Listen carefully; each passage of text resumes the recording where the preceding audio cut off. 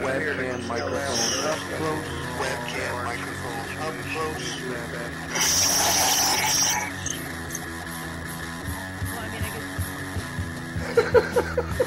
At the age of 19 in 1962, she was a... See, but I have the files. I read this stuff at the National Archives, and I read these other things. I said to myself, how can that be possible? The brain, days and the fondle slab of choice, on computers, doesn't really matter. Internet, professional rappers, and not Jesse Ventura style. It doesn't matter where the cartoon comes from as long as it's real. It's hard to get real information. Because seriously, they don't want you to have just read two sources together whenever I try to prove out one. It's not. If you expect your government to tell you the truth, you're going to sadly disappoint another one of these things. Dear Lord, what a dirty, dirty old man, huh? Really? Can't be serious. Is this really how you want things to be? Come on. More hooker, eruptions? Eruptions, whatever. Like Dave Powers kind of... Really? Allegedly broadcast live from Pima Region 2. Within the borders of the formerly united and currently occupied states of America, we bring you the Ochelli Effect. I damn sure know I'm an original. We have all these situations. I'd love to know why it takes 50 years, for That's that. For the 19-year-old girl to eventually get up to gumption to put these things out.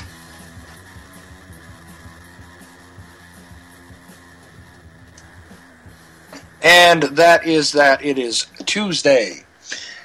And that would also be January 6th, 2015 on this network, UCY.TV radio. Thanks for tuning in. This is the Ochelli Effect, as the obnoxious bumper tells you. And I'm your host, Chuck Ochelli. So Tuesdays I generally devote it to, and have for quite some time, discussions with individuals involved in the Liberty Beacon project. And this is part of what I do, that's for sure. Let's see, we're going to try and add in the first individual, which of course is Roger Landry, who is the founder, main ranter, and extremely prolific article writer at the Liberty Beacon, all one word.com, and somebody that I'm proud to call my friend. Roger, how are you tonight? I'm doing well. How about you, Chuck? You know how it is. It's always one of those questions where, being my friend, it's almost dangerous to ask how I'm doing. But it could be worse. I do it out of concern and compassion. And I appreciate that. I really do. But how are you, really? Well, I'm striving to come... what most people don't understand is if you have a political forum or a health-related forum such as the Liberty Beacon is, we rail against anything that harms humanity in any aspect. When you hit the holiday season, right around the 15th of December to about the 10th and 15th of January, you run into a lull where you find a lot of people are sidetracked to doing exactly what the elites wish them to do. Prior to the 15th of December, we were talking about economic collapse. We were talking about how poor America is, how poor Americans on average are getting, how the middle class is disappearing, about Ebola running rampant around the world. And did you notice about the 15th of December, all of that snapped away? Well, because it was a time to consume, assume, and of course obey, so that you could get through your holiday. That's really what happens. I mean, it goes a little deeper than that, because as poor as we are, it is inbred into most of us who have grown up in this country, especially over the last 50 years, that Christmas is a time to go out and buy things for all of your friends and build up more massive debt that you'll probably never be able to pay back. So what the elites totally understand is that a terrified people do not shop. So About the 15th of December, all of this pullback away. And if you think the Ebola issue is gone, wait about a week or two. It's going to resurface like gangbusters. But we go through about a month where they wish to siphon off from us every last penny they can get. Because I don't think that the end of this this year we're in now, we just started, is going to be anywhere as merry, although I don't think it was all that merry, as the end of 2014 was. So this is their big chance to siphon every last bit out of our pockets they possibly can. And they're totally aware, Chuck, that a terrified people or an angry people do not go shopping. But give it a few more days, and you will start to see these issues coming back and slapping you in the face every time you turn the internet on. See, I guess I'm part of the angry mass because I didn't participate in the holidays as they were this year. Didn't go shopping, didn't do any of that stuff, simply because I couldn't afford to. And then I'm not the only one. There is an undercurrent of individuals in this country that simply couldn't afford to participate in the consumerism, as it were, because you would have had to sacrifice your own survival in order to do so. You know what I mean? And this is something that I don't see anybody focusing on, to be honest with you. Despite the upturning of economic news, as it were, which is a joke. Exactly. I'm glad you're laughing because it's a joke. Economic recovery. Look, I restrain myself as best I can from using harsh language on my show. You know that. Sensitive bubbles out there counted in the quadrillions of dollars. Can you even wrap your head around how many zeros that is? Well, you know what the problem is there, and I'll tell you something. Another guy who does a similar kind of thing to what I do was explaining, if you were to take every second, okay, of the next 30 years and pay back $1 per second, okay, if you were to attempt to do that, guess what? You still wouldn't be able to pay back the tremendous amount of debt for the next 30 years at $1 a second, okay? Well, I think it goes even well beyond that. It's not so much what our debt is, because our debt is a mere, and I'll qualify the mere, is a mere $18 trillion.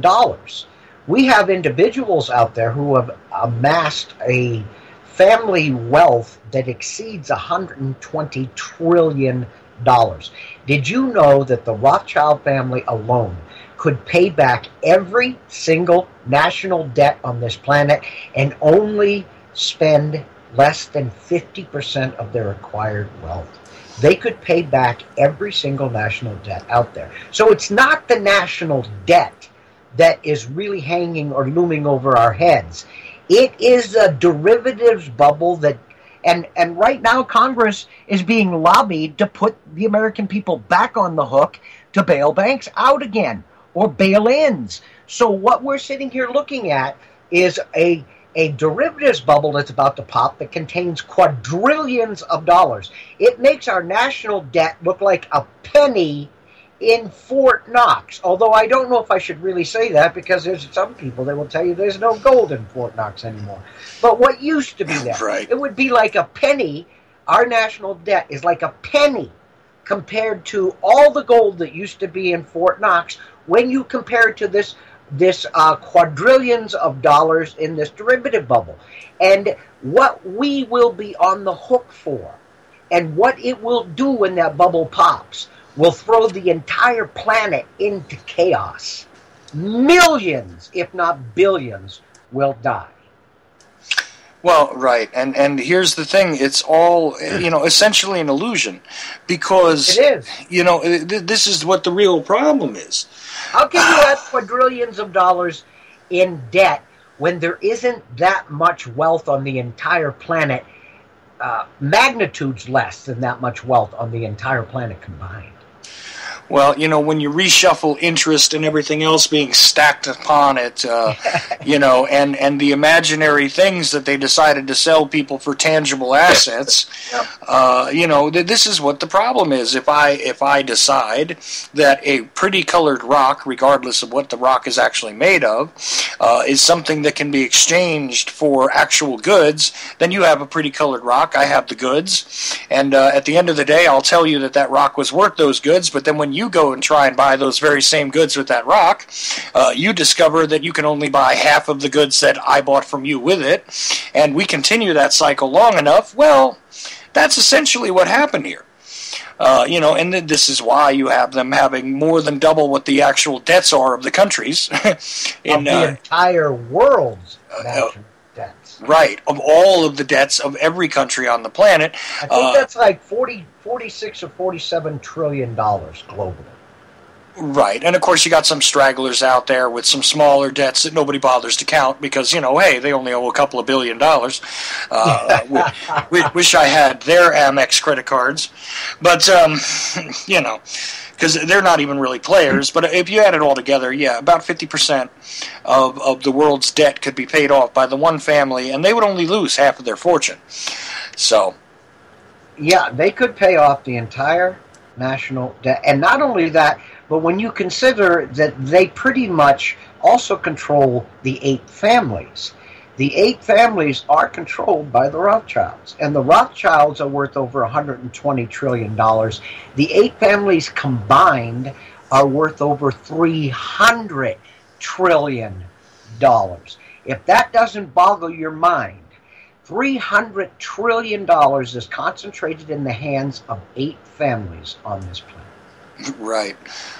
And again, if you take a look at the value of every single existing asset on the planet, it doesn't equal that. It doesn't equal that. No. So, what is it but the inflated, imagined, and exaggerated bookkeeping, having been compiled over the past, 200 years? You wouldn't be talking about fiat currencies, would you? Come on, or central banks. Come on, those are some good people, aren't they? They keep our economy going. They keep our interest rates low. Come on, Chuck. We can't be bashing on them, can we? Well, what can I say? I mean, after a while, you have nowhere else to turn. They are the lowest common denominator. Well, that's what it is no matter where you go, it all goes back to the banking system at the end of the day because this is where the control lies. I mean, those who control the, like he said, right? I care not who sits on the throne so long as I control the currency.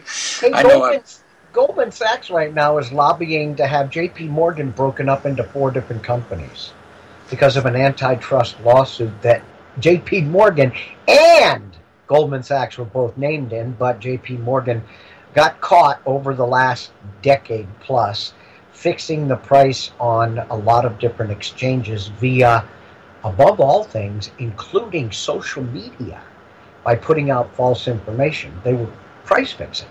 So now we've got Goldman Sachs, who is probably the biggest player in this derivatives bubble and this fiat currency mess, is lobbying to have J.P. Morgan, because of antitrust, broken up into 4 companies, of which they'll probably end up by buying 2 or 3 of them. Well, but isn't that the way it's done? Of course it is. They continuously consume until there can be only one. Roger. Oh yes, there can only be one. I do remember the Highlander theme and thought to myself, I do look at movies sometimes and say to myself, there's a greater message here. And when I examined the whole Highlander thing, if you think about it, I'm telling you, rewatch that sometime soon. Oh, I used to be one of my favorites. I remember a lot of those episodes like I saw them yesterday. Well, yeah, I mean, but going back to the original, the thing with Sean Connery, the movie, yep. If you think about who the players were, where they came from, okay, including the Russian, including the, our friend in Scotland there, and of course Connery, who was, Spanish but part of the royalty, but, all this other stuff. Take a look back at that and now sort of extrapolate out where each character actually belongs. on the world map and think about what's happening. It's really a scary piece of predictive programming if you look at it that way. But look, I digress a lot. It will. It will eventually, if we continue down the path we are treading on right now, it will eventually end up with, especially via the New World Order, okay? It will eventually end up as one mega corporation, and the planet will be controlled by the board of directors of that corporation. And this has always been their intention. Yeah, well, after a while, you streamline things until there's only one stream and only one line, and there it is. And I also, just as a quick little last thing on the Highlander theme, remember, the only place they could not fight was on holy ground.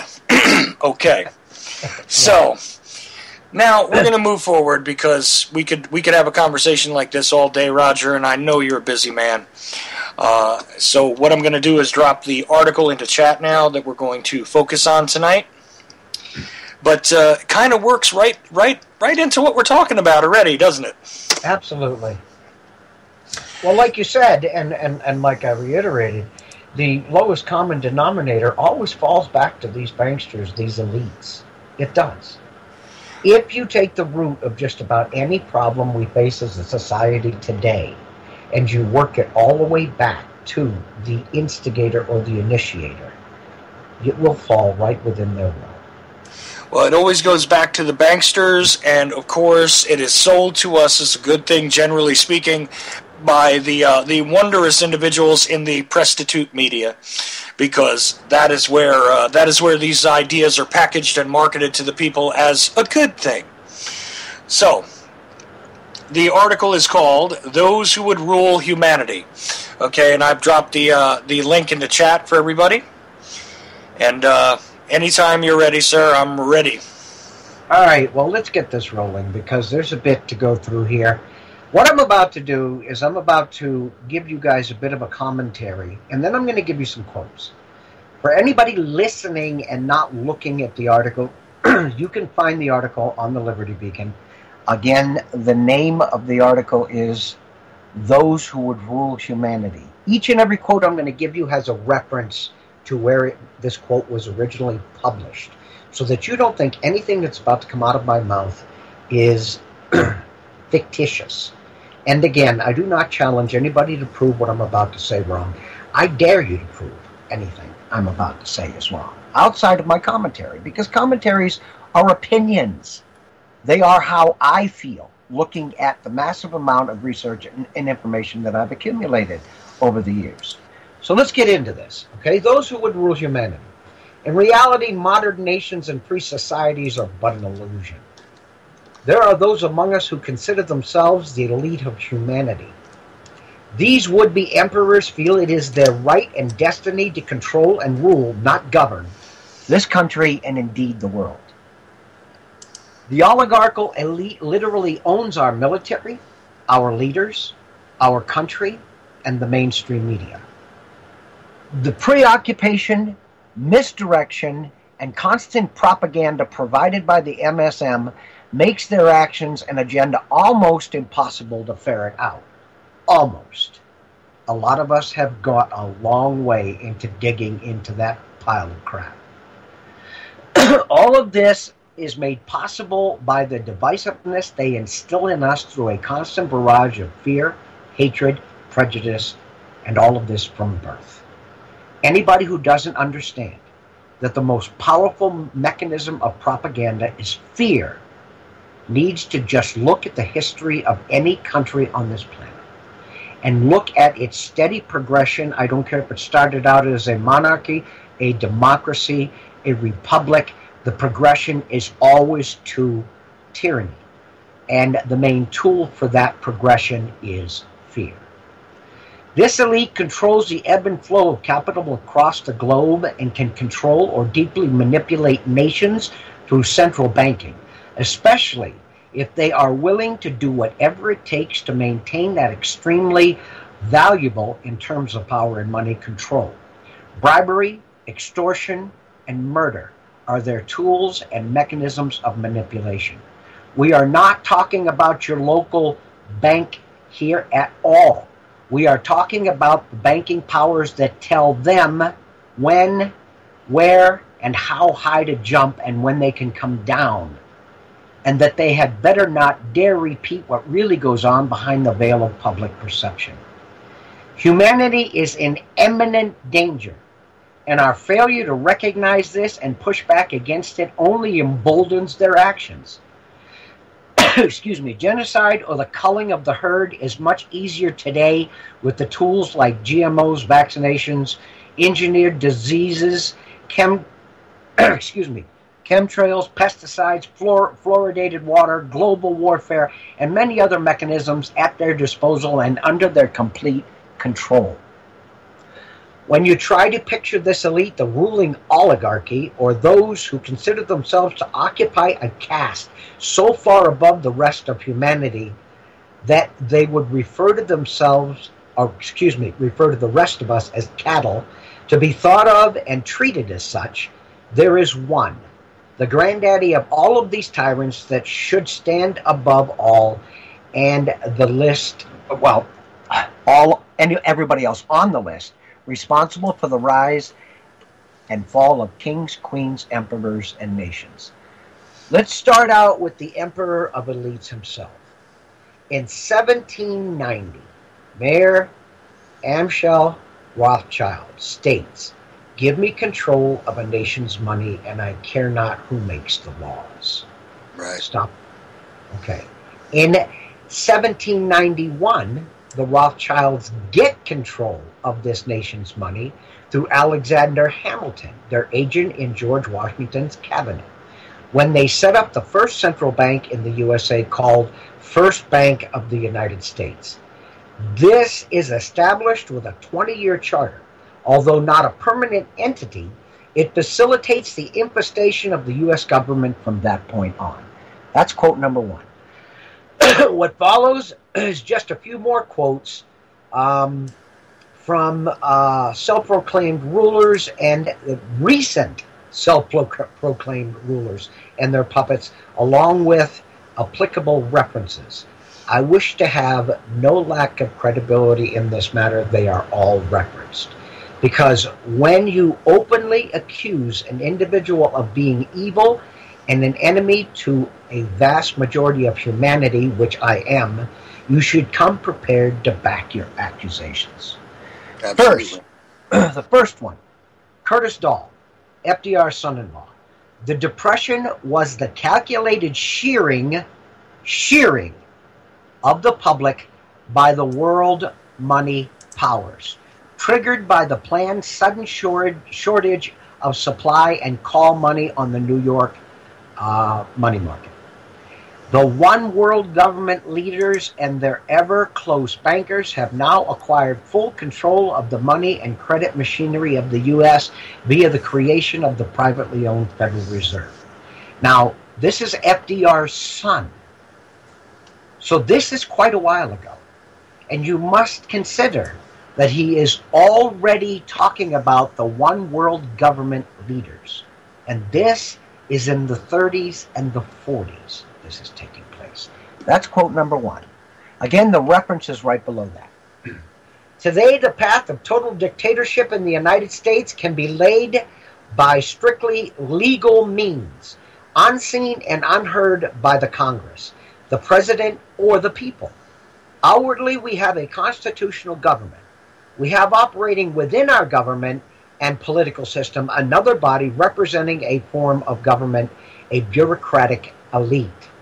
This is Senator William Jenner, and he quoted this. This was a quote from him in 1954, and again, the reference is there. The next one is Mr. Brzezinski himself. The technotronic era involves the gradual appearance of a more controlled society. Such a society would be dominated by an elite, unrestrained by traditional values. Soon it will be possible to assert almost continuous surveillance over every citizen and maintain up-to-date complete files containing even the most personal information about these citizens. These files will be subject to instantaneous retrieval by the authorities. Does this sound familiar to anybody? The reference, Between Two Ages, America's Role in the Technotronic Era, authored by Mr. Brzezinski himself, published in 1970. 1970. What I just read to you was a comment this man made 45 years ago. And he talks about what we see coming to fruition today. Everything you do is monitored. Even the appliances you buy for your house, your cable box, your refrigerator, your electric meter, all of these things, your washer, your dryer, now have smart capabilities. Information is being gathered about you at a continuous basis. Street lamps, cameras on street lamps, high-flying drones. I don't care if you want to or not, you will never be alone again. Next quote, David Rockefeller. Whatever the price of the Chinese Revolution. Now let's remember how many people died in the Chinese Revolution. It has obviously succeeded not only in producing more efficient and dedicated administration, but also in fostering high moral and a community of purpose. The social experiment in China under Chairman Mao's leadership is one of the most important and successful in history.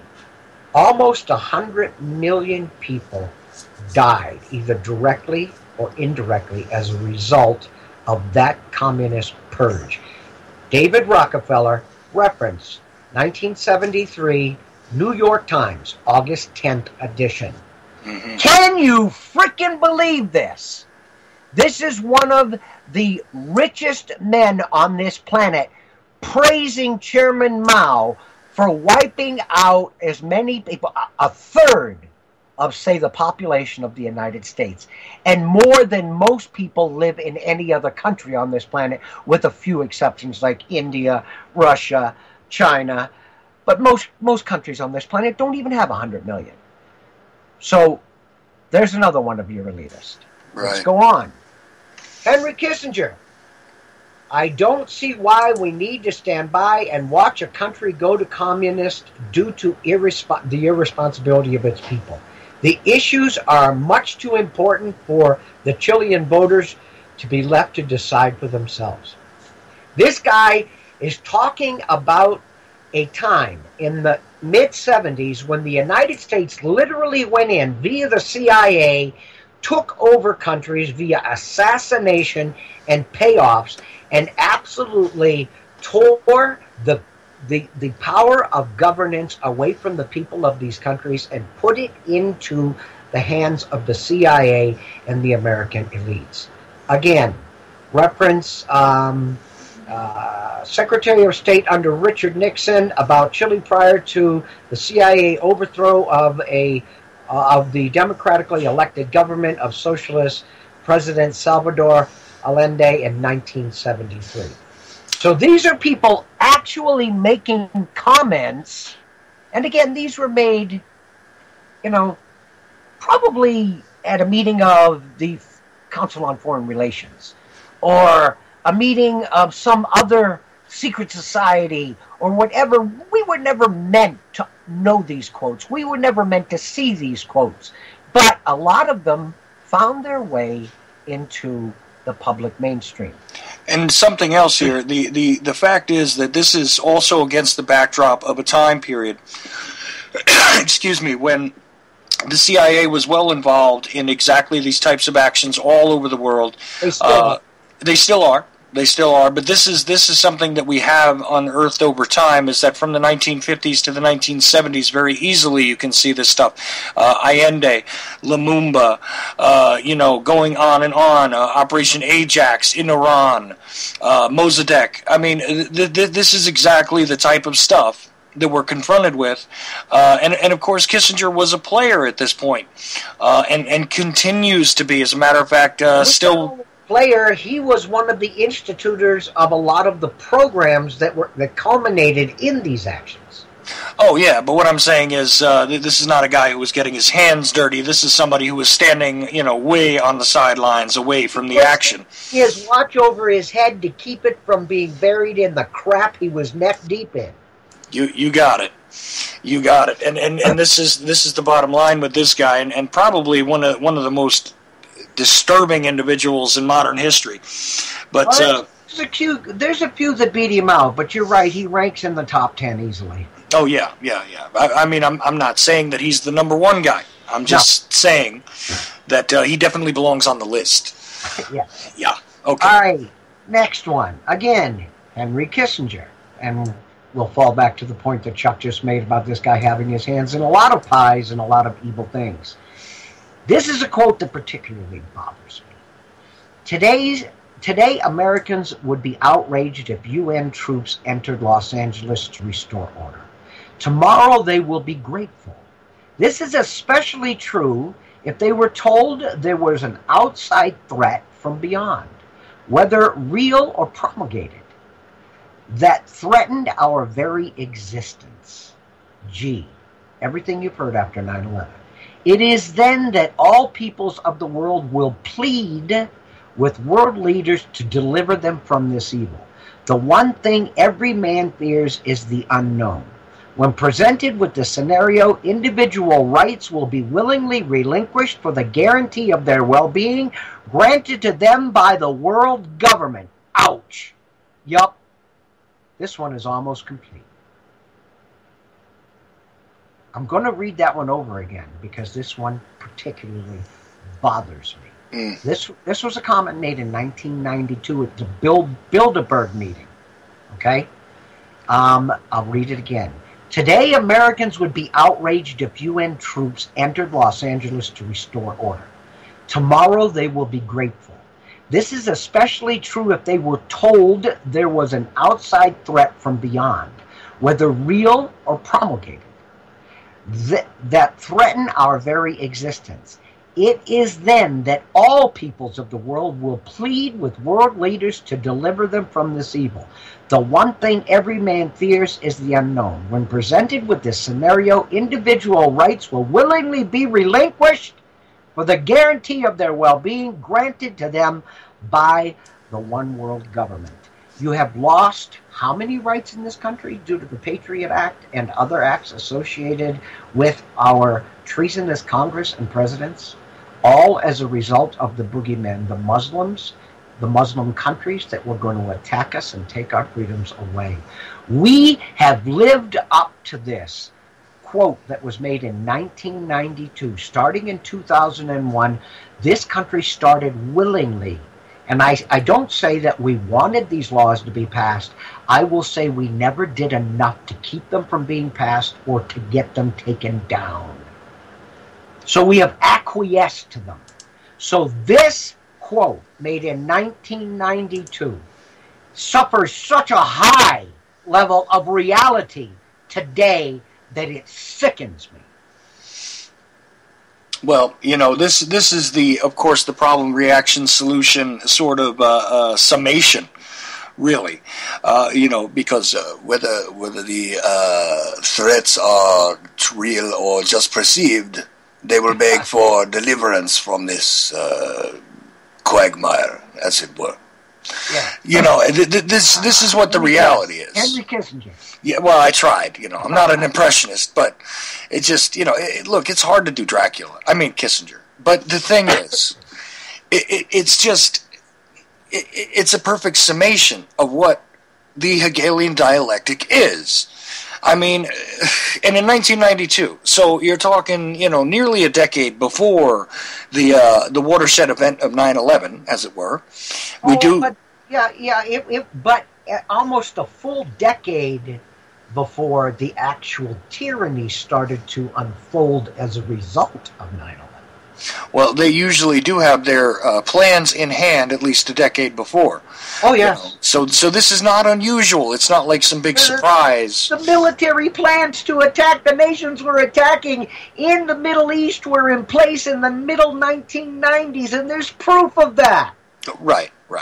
All they had to do really was pull out those plans and dust them off as they were. I mean, I'm not saying... We've discussed. You got 2 shows ago, we discussed that. Exactly. And this is what happened. Of course, we heard about the axis of evil, as it were, which included countries we weren't sure about. And meanwhile, they've been exactly pulled into supposedly organically evolving events over time. And this is exactly what's done. This is exactly what's done. This is why, this is why a lot of us scoff at, these supposedly organic things that happen around the world that cause us to... Go ahead. This is why we have a president who can terminate your life with no due process. This is why we have an executive branch and a president that can throw you in prison or in a FEMA camp for the rest of your life without due process. It's all as a result of exactly what Kissinger said, the boogeyman of 2001 and 9/11, the Muslims coming over here to absolutely take our freedoms and our country away from us. We have acquiesced to the total robbing and the total negation of what we knew at one point to be unalienable rights. They're not up to our government to grant to us. The Constitution didn't grant them to us. The Constitution and the Bill of Rights only guarantee that we can practice them. Nobody can take them away from us. Yet we have a tyrannical government since the 2001 event who has done exactly that. And if we do, to this day, state that we still have rights, they are no longer inalienable rights. They are now privileges granted to us within confines set down by a tyrannical government. If you think I'm wrong, okay, I published an article a month ago where they are teaching our children right from their textbooks in 2nd, 3rd, 4th, 5th grade that the government grants us our rights. It is written that way in the textbooks your children learn from. Tell me a bigger tyranny. Tell me a bigger tyranny than for our children to grow up believing that the government grants them their rights. Nothing could be further from the truth.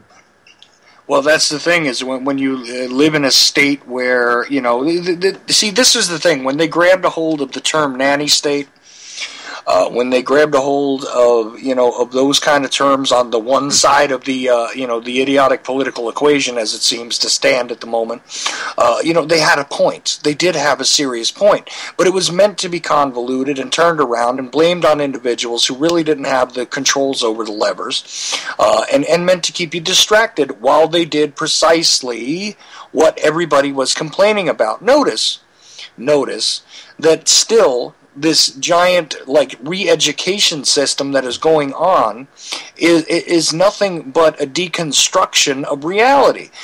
Like you said, an inalienable right, okay, just like it's written down on that piece of paper, is something that is not granted by the government. It is protected by the government. Right. It is granted protection by the government.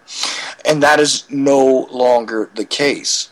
So I'm sorry to interrupt you again, Roger, but I just felt the need to get at that really quickly. The need for speed. Not a problem, my friend. So, the show you have. Yeah, appreciate it. Continue. Chuck? No, go right ahead. Go right ahead. Okay. The next one is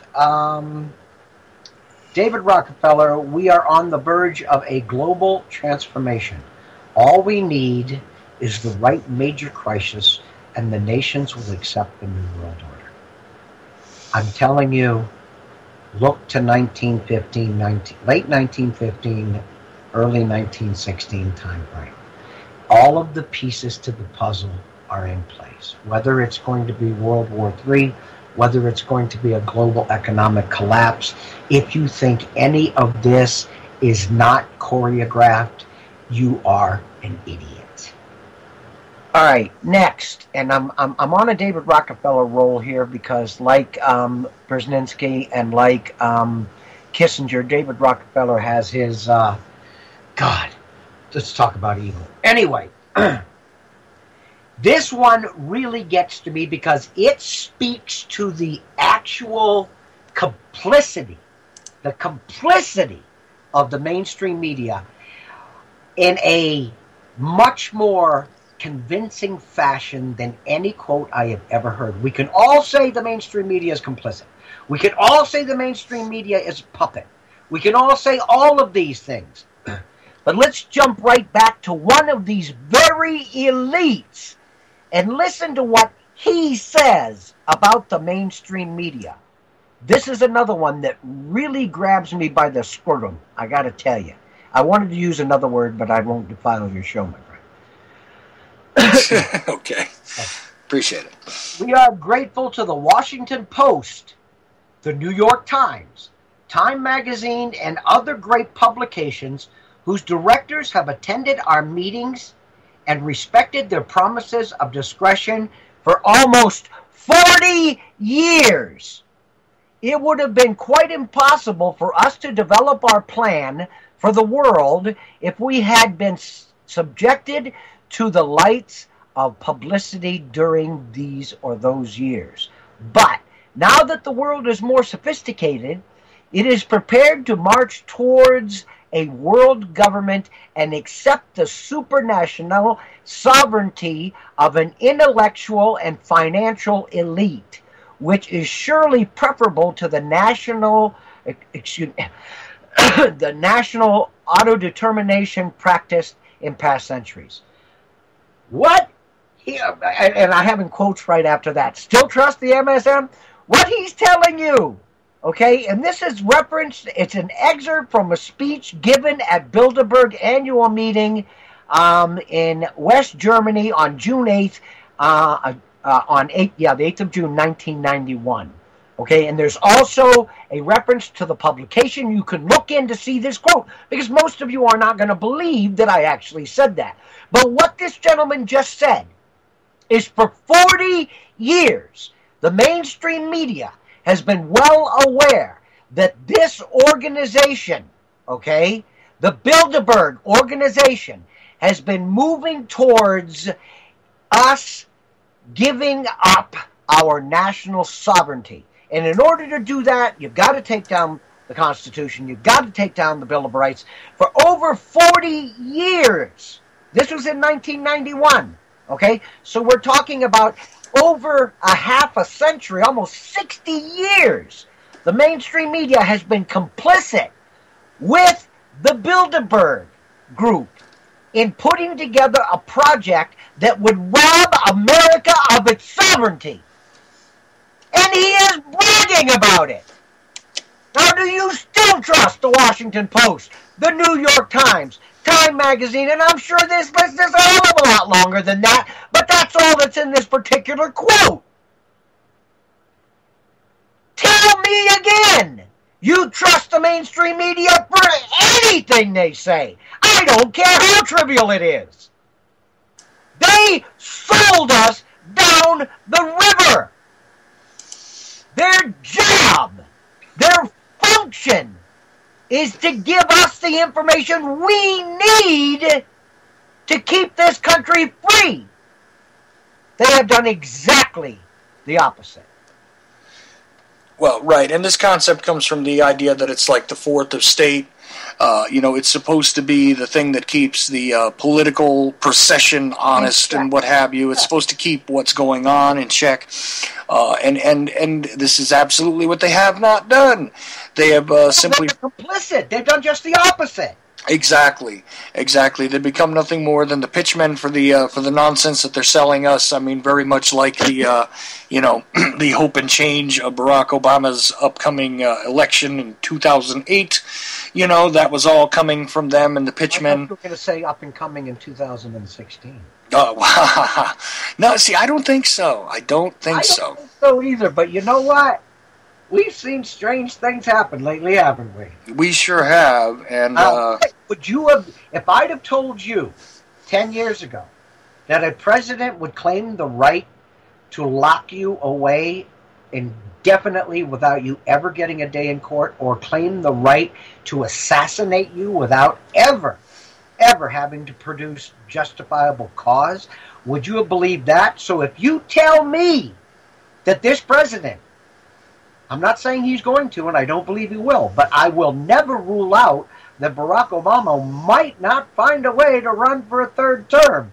And yes, I'm probably speaking fantasy here, but I will not rule it out, because anybody who had told me half a dozen things that have happened since the year 2000 would ever have happened, I would have told them they were insane.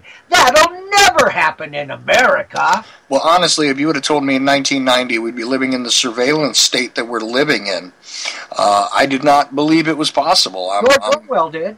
Well, yeah, I understand that, but you see, I had read that book and said to myself, well, this is the most extreme possibility.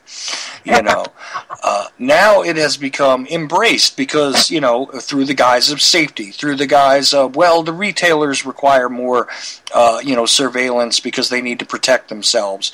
Well, this needs more surveillance in order to protect itself, and this needs more surveillance in order to protect itself. And the thing of it is that a vast majority of the surveillance programs under American law are still illegal. Right, this is correct. There's a whole lot of weird stuff that goes on. Even in the retail sector, I've noticed over the past few years that now, because it used to be that video surveillance was not part of the legal canon, right? You weren't allowed to record voices or people's conversations because that had something to do with wiretapping laws. All of that went down the toilet, too. Every last bit of it went down, Oh, I agree. Let me get through the rest of these because we're down to 15 minutes, and I really want to get through this and then have a chat with you to summarize it, okay? Right. Sorry about that, but it's just one of those... No, you're always welcome, my friend. You are, but I just would like to get through the rest of this, and then let's punch it out as much as we can. All right. Okay. The next one, again, David Rockefeller. Okay, since... excuse me. Some even believe we, the Rockefeller family, are part of a secret cabal working against the best interest of the United States, characterizing my family and me as internationalists and of conspiring with others around the globe to build a more integral global political and economic structure. One world, if you will. One world. If that's the charge, I stand guilty, and I am proud of it. So basically, again, what this gentleman is saying is, the sovereignty of America be damned. It is for the elitists that we will build a one-world government, and it will be for the elitists to control this one-world government. And that reference is from David Rockefeller's memoirs.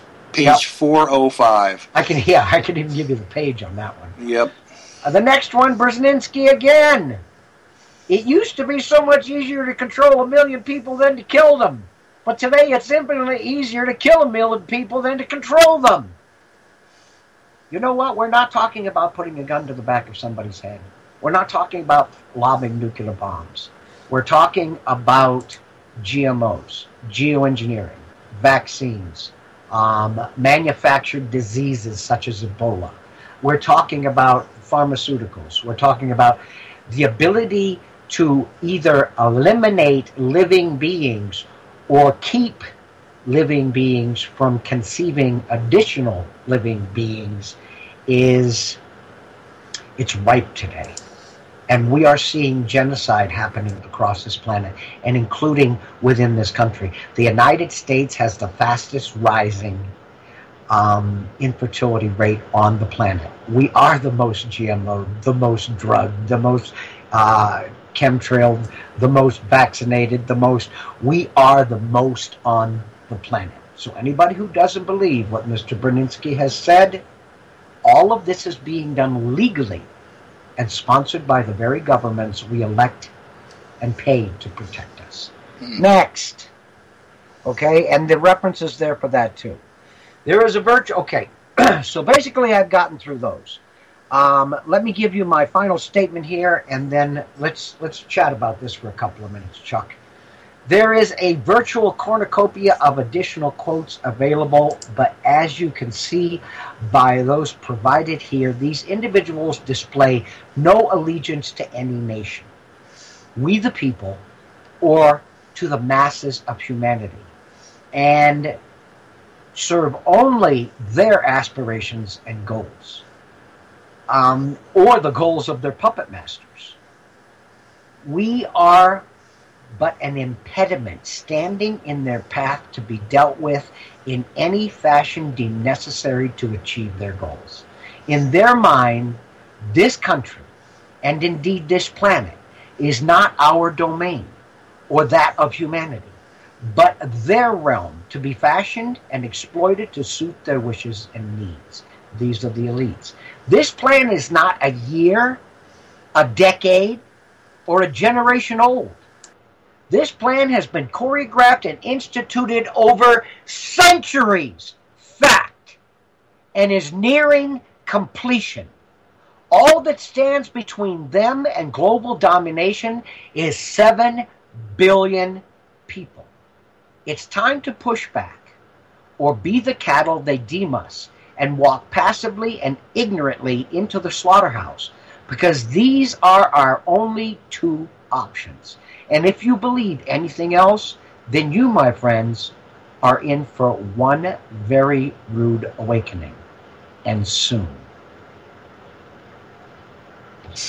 Right. And this is the very last line of the article. Of course, right after that, wake up, speak out, and live free. I use that to end a lot of my articles. I thought too many people had already heard that, but I appreciate you saying that. That's my key tagline, because that's what we need to do.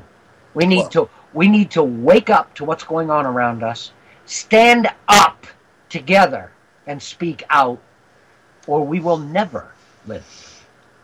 Absolutely, and this is the key to everything. And look, you know, there are people that push back against what it is that we say regarding the oligarchy. These are quotes straight from the freaking horses' mouths. Right. Well, how can you push back against what they actually said, Chuck? Well, what they purposely published, what they've even allowed to be released. I mean, yeah, you've got a couple of occasions here where, you know, some stuff wasn't meant for the ears of the general public. Like but the Bilderberg meetings? Right, like the Bilderberg meetings. Corporation meetings? Yeah, right. Of course not. But the thing is, even in their own memoirs, even in their own papers, even in their own public statements, their arrogance outshines their intelligence. Yeah, it's not a difficult thing to do a vivisection of what it is that they're actually saying to us, and I do mean vivisection, not dissection, because a vivisection is something that you do to something that is still alive. Yeah. This is alive. This is a living and breathing plan which has been in the works for, as you said, centuries, and this is what is happening. And again, I think it's a good point to go back to, like you said, if you would have told me that this was the case in 1990, and somebody did try and tell me that back in the 1990s, I got to be honest with you, Roger, I thought it was fantasy. I thought I was dealing with people that were paranoid. I was working for the DOD in the 1990s. Do you think I believed any of this? If you would have come and told me this, I would have said, yep, okay, you need to be on a drug test, puppy, because you've been smoking something. Yeah, I mean, look, you know, you kind of look at somebody like that and say, listen, you must have gotten some of that vodka from Chernobyl. You know, this is what you would have said in the 90s, you know. Look, yeah. You know, lay off of that officially Russian vodka because it's probably contaminated, my friend. You know, you'd have some concern for them. But the fact is, they were right. They were extremely right. We're watching it unfold. It's now being done right before our very eyes.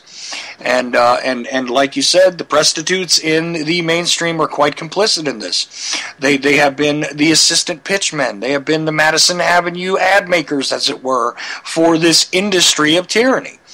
And they continue to do so. This is not... Stop and think. The elites are the puppet masters, okay? Their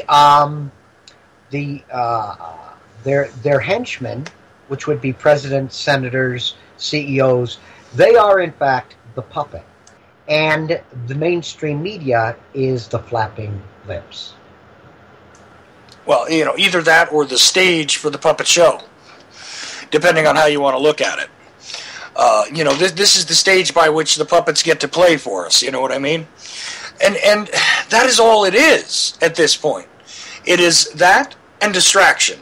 Distraction from the reality, and in fact, the puppet show in and of itself is a distraction from the reality of what's actually happening. And that is the crazy thing, That is the crazy thing, and I hate to even use the word crazy because, again, I'm falling back on old habits. It's not crazy. It's insane that it's happening. But it's all very well thought out, very well planned, very well choreographed. They have when you've got a plan this complex, the one thing that you have to realize, and I've done a lot of complex plans in my life, especially what I used to do for a living. And every plan you have and every leg of every plan you have has to have a contingency. If this veers off, then what do we do? If this veers off, then what do we do? They have contingency upon contingency upon contingency to the one main plan. And what we have to realize here, what we have to really understand here, is that these people do not think like you and I. You and I are concerned about putting food in the refrigerator, most of us. We're concerned about making sure that the bills get paid. We're concerned about what we consider normal. These people absolutely take for granted. When you are worth trillions of dollars, the last thing you worry about is paying the bills. The last thing, we also have to worry about social inequities. How we talk to people, what we say, how's that going to affect my job? How's that going to affect the way my peers think of me? These people also do not think that way. They don't worry about paying bills. They don't worry about saying what they're going to say because it might affect their job or their life or their social life. Arrogance is a part of their being. Assuredness of everything is a part of their being. They are almost alien to you and me and anybody listening to this show. Their thought process is on an entirely different plane. They think what they're doing is right. They think what they're doing is good for humanity because that is what has been bred into them. They are just as propagandized by their own propaganda, only in the other direction, as we are propagandized on this side. If you have a plan that's been going on for 3+ centuries, every generation is born into that plan and fed the party line. They eat the propaganda as much as we do, but it's on a totally different playing field. Well, that's They're why not like us. Well, that's why using the word alien is not inappropriate here, because it is very difficult for people like myself and yourself to wrap our minds around this, okay? Because we would think for a moment that, okay, maybe greed will get you so far as destroying your fellow man. We can understand that. But once you achieve a certain level, wouldn't that stop? Even if you felt that in order to succeed you must dominate and you must supersede everyone around you, if that was part of the equation, you would think that that would have an end to it. When you've got 8 families that control over $300 trillion, tell me when they're going to reach that point where they've got enough that they don't have to be greedy anymore. I don't think it's ever going to happen. Well, that's my point exactly, is that we're not talking about people who say, okay, I have enough, or I've gotten to a level where I don't have to worry anymore, and that's all they want. Now, that's generally what somebody wants when they're in, among the rest of us, as it were. Okay, this is the kind of thing that we would work for, and some people are willing to do rather terrible things to get there. They're willing to make deals with their devils and whatnot. But these people are not making deals with the devil. They actually believe that this is the right thing to do. They actually seem to have an alien mindset. I mean, what else can you call it? That doesn't have anything to do with their place in the human spectrum. They think that they're above us truly. They do see us as the chattel, as the animals that sometimes certain segments of the population do behave as. But when one of your intentions is to wipe out 7 billion people and keep 500 million people around, which is exactly what the Georgia Guidestones say. That's another point of elitist arrogance. They carved it into marble and stuck it there for everybody to see it. Okay. 500 million people.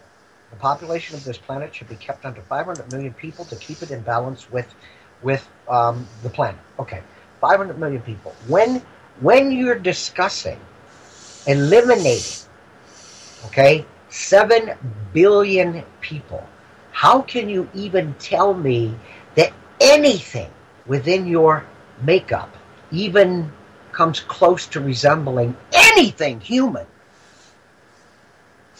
That's it. That's exactly the point. It's beyond my emotional comprehension. It really is. I can see it intellectually. I can see what's being done, but I don't comprehend how a human being could seek to do these things, or how they probably figure that our comprehension is on such a subpar level that we could never understand what they truly see. And there you go. That's really what the separation with the oligarchy and the population is about. See, most people don't understand that these elitists have been propagandized just as much as you and I have, but on a totally different level. Well, right, and we learn this occasionally. Occasionally, we get to learn this when we encounter, some of the far-flung cousins and things that are not necessarily part of the greater equation, who somehow end up, intermingling a little bit with the common folk, as it were, and sort of revealing some of these things. Between that and the hubris that allows them to make their premonition type statements about what it is they're going to do. These two things indeed give us a full picture of where they're coming from, and the reality behind the thought process.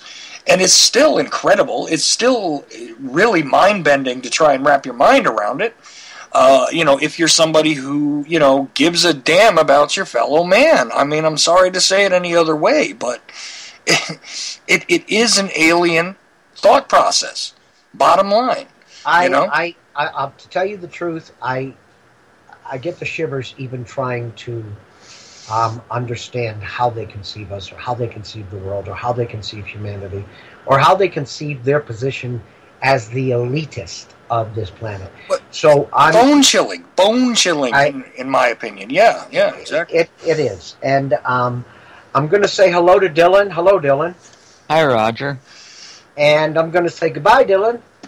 Bye, Roger. And as always, Chuck, great conversation, and I'm already looking forward to next Tuesday. Oh, absolutely. Roger Landry, everybody, thelibерtybeacon.com. You can find that article which we read and a slew, an avalanche of stuff examining every single aspect of the elitist plan, as it were, across the planet. But with a special focus on the United States when it comes to Roger, because he's from the United States. But as you're often quick to say, sir, about the United States and about these other countries, about that monopoly? Yeah, the United States has no monopoly on either tyranny or liberty. And I would tell you this is a global organization. We do have websites across the planet, and that will only grow. The ever-growing Liberty Beacon. So the Liberty Beacon, all one word.com. Also the Falling Darkness, all one word.com. And, definitely worth your time in case you've never heard this before. But if you listen to my show all the time, you've definitely heard Roger before. And I can't thank you enough, sir, for coming on with me today.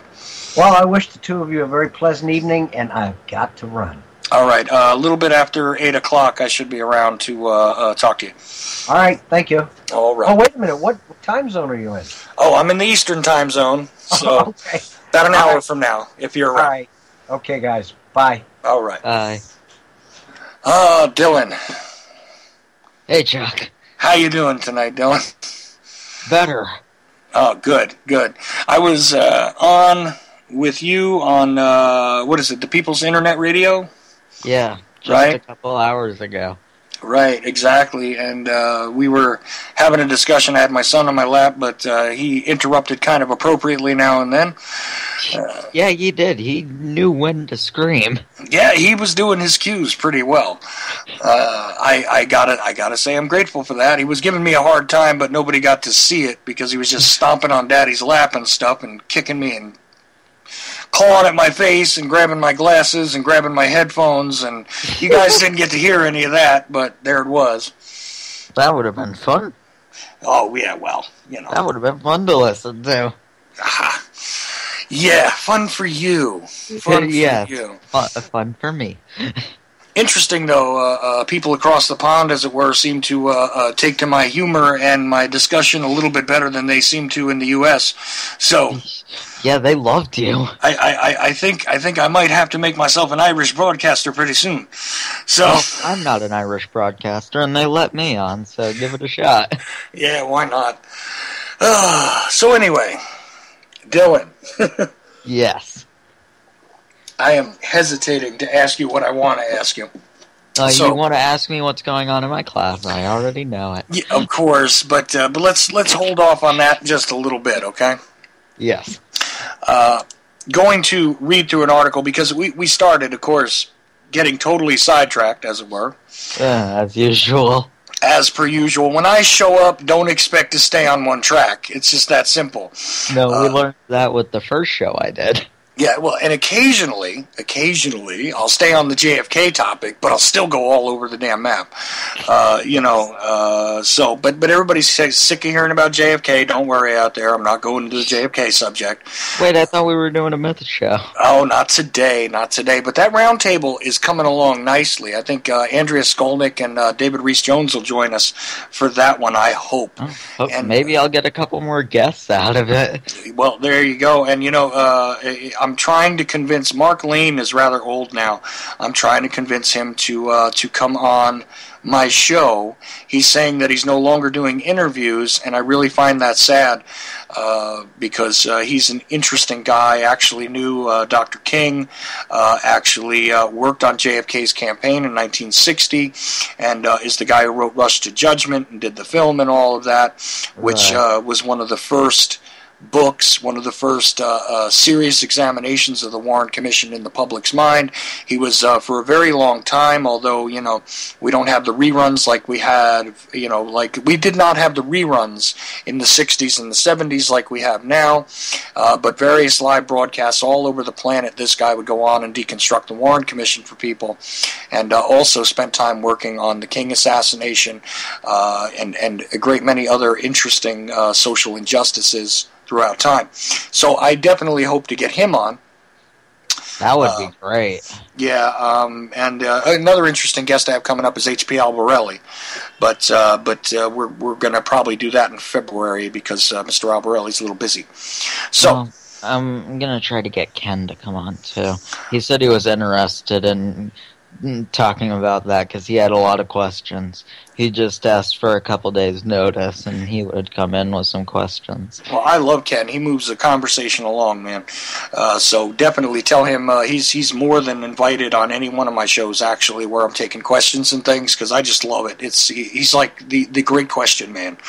So I really feel like calling him the Riddler at this point, because, I love those Batman, the Batman universe, as it were. I do, too. It's probably the most expansive.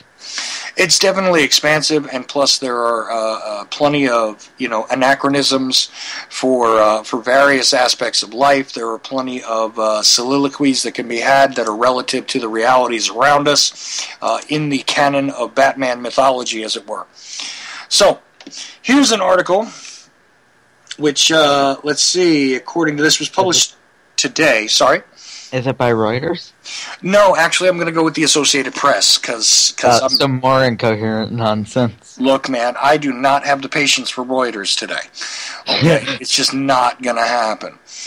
But see, initially when I was going on people's internet radio over there, we were going to discuss Israel, and of course did it for about 10 seconds, and then that was the end of the Israel topic.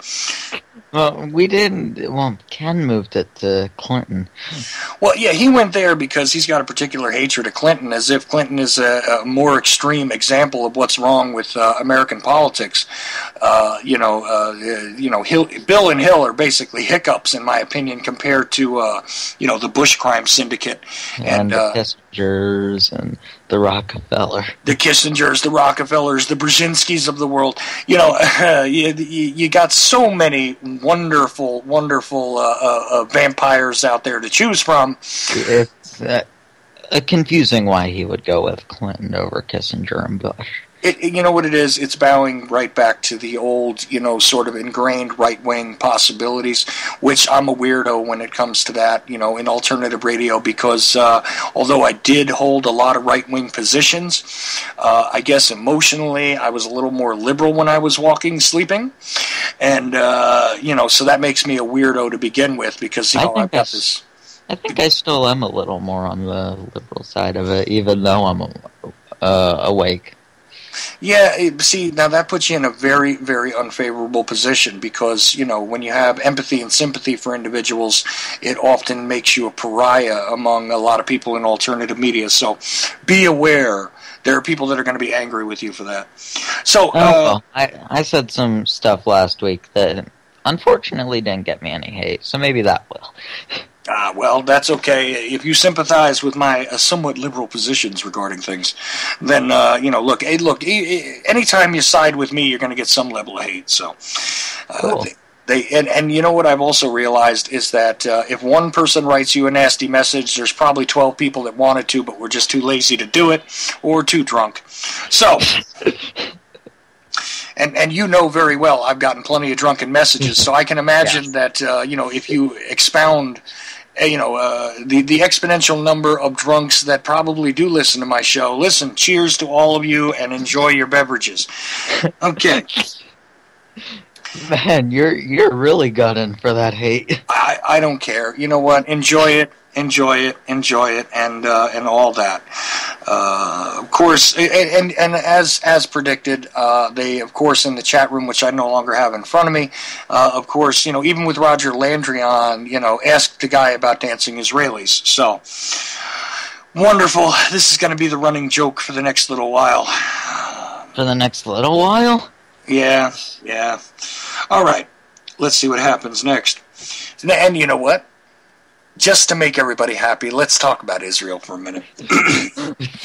So from the AP, Jerusalem, haven't read the article, but I saw the headline and thought it was appropriate and figured I'd throw it out there and see what you had to say about it. And then we'll get into your classroom, and God knows what that'll bring us. So I have no idea. Semi-short article, but before I get totally sick to my stomach, let's do this. All right. The Israeli government on Tuesday claimed Qatar, which, Qatar, had expelled the leader of the Hamas militant group in what would be a significant diplomatic victory for Israel. Hamas officials denied the claims as baseless. The Israeli Foreign Ministry, issued a statement saying it, quote, welcomes Qatar's decision to expel the head of the Hamas political bureau, Khalid Mashal, to Turkey. It said that Qatari decision came after heavy diplomatic pressure from Israel. Quote, we expect the Turkish government to act responsibly in a similar way, end quote, it added. Hamas officials in both Qatar and Gaza angrily dismissed the Israeli claims. I don't know how to pronounce this, but Izzat, I-Z-Z-A-T, that's Izzat. Okay, but the last name, forget it. R-I-S-B-Q, I guess. Risk. Risk? Okay, thank you. I got nothing. No, it's fine. That's the best I got. It's fine, much like the board game Risk. Okay. A top aide to Mashal said the claim was wrong. Quote, there is no basis of truth about brother Khalid Mashal leaving Doha. We are in Doha now, end quote. He told the Associated Press. Hamas spokesman Hassam Badran, Badran, in Qatar, and Salah Bardawil, a Hamas official in Gaza, also told the AP the report was false. In Turkey, the foreign ministry said it had no information on a Qatari decision or plans by Masal to relocate to Turkey. Israel and Hamas, an Islamic militant group sworn to the destruction of the Jewish state, are bitter enemies. A, B, C, D, E, F, G. Why do they have to go into that? Okay. Back to the article. The sides fought a 50-year war... A 50-day war, last summer that killed more than 2,100 Palestinians in Gaza and 72 people on the Israeli side. Now, you ever notice that that's always the way that math works? That is really disproportionate. Yeah, hugely disproportionate when the criminal state of Israel attacks the people in Palestine. But anyway. I can't understand how people defend them. I don't get it either. If the claim is true, the expulsion would mark a major setback for Hamas. In recent years, Hamas has faced growing isolation in the region after disputes with its longtime sponsors, Syria and Iran. The downfall of its close ally, a former Egyptian President Mohamed Morsi, who was overthrown by the military, Masal moved to Qatar after the Syrian civil war erupted in 2011. Wow. Facing diplomatic isolation and deep financial problems, Hamas, which seized control of Gaza in 2007, reluctantly agreed to the formation of a unity government led by its rivals, President Mohammed Abbas, last year. But the group remains in firm control of the seaside territory. Asked about the Hamas denial, an Israeli official said the government had received, quote, serious and reliable information, end quote, from, quote, official channels, end quote, that the expulsion order had been granted. The official, speaking on condition of anonymity, of course, because he was not authorized to discuss the matter, refused to say whether Qatar had delivered the news directly. Israel used to have a diplomatic office in Qatar and still maintains low-level relations with the country. There was no immediate comment from Qatar, a wealthy Gulf state that has allowed Masal to set up a base there. Of course, this is the same place where, the